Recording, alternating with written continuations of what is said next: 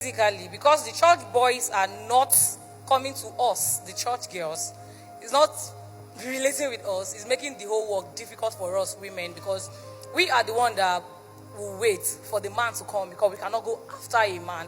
So now we are getting old and like we are aging by the time, and these guys just come and they have this boldness more than the church guys.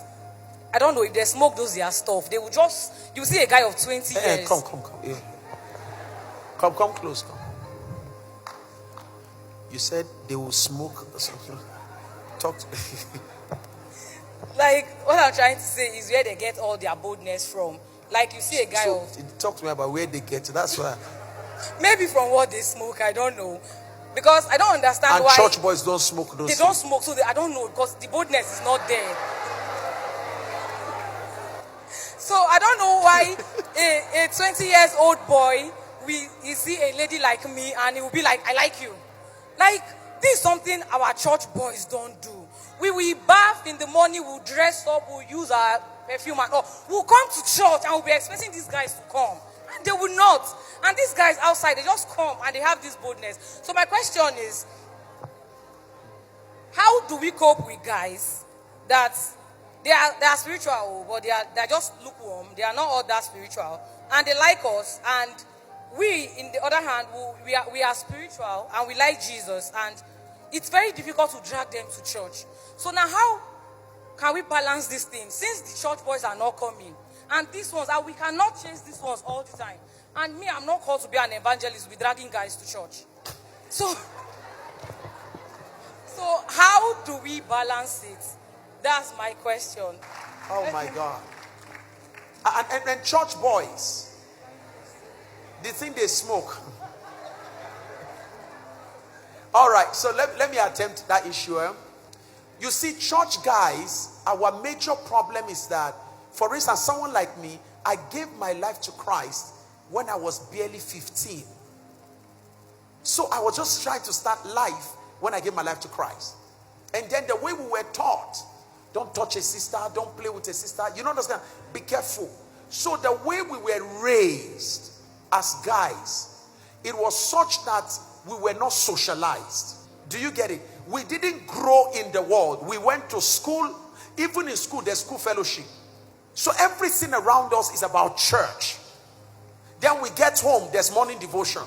And then you finally end up going to university again, there's campus fellowship.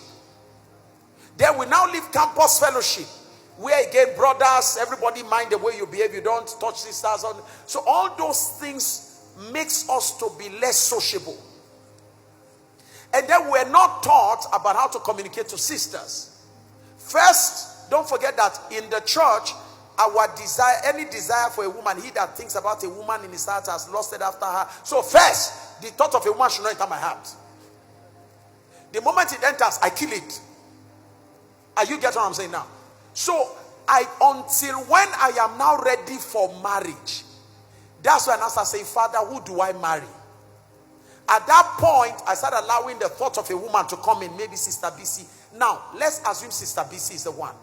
How do I approach her? I have not been taught. Yeah. That is when most guys suddenly realize that their social intelligence is very low. Spiritual intelligence very high. They can speak in tongues around you, but just to tell you I love you, they don't know how to say it. So they'll be going around and be saying, Sister, can we pray together? Can we reach souls? Sister, can we? Look, sister, I sense a burden. God, I sense that God is calling us to reach nations. Who is we? But the unbeliever is an unbeliever. He's a sinner. That one does not need to imagine. He has seen it not by revelation. So that's why he's bold. And like you said, he drinks what the Christian brother does not drink. Smokes what the Christian brother does not smoke. Beyond that, he goes to get charms so that when he talks to you, you fall. So please don't allow the fact that they are bold out there. Our Christian brothers, as they get confident around you, as you make them feel comfortable, their boldness find expression. And over time, the brother you thought was not bold, when you start seeing his boldness, you are the one that will be crying, Pastor, you won't kill me. Talk to me, man.